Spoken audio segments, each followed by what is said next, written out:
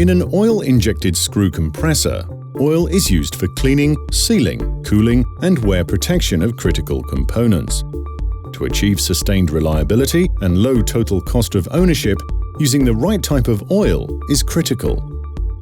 While your compressor is running, sensors collect information on various parameters such as temperature and send it to the machine's controller.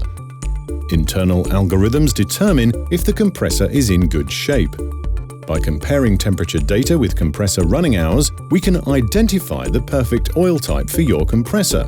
Should it be a robust oil type? Should it have specific additives? This vital information is available to you on Icons.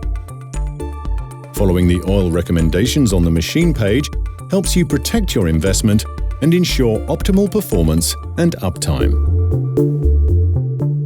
Icons, connecting you to an easier life.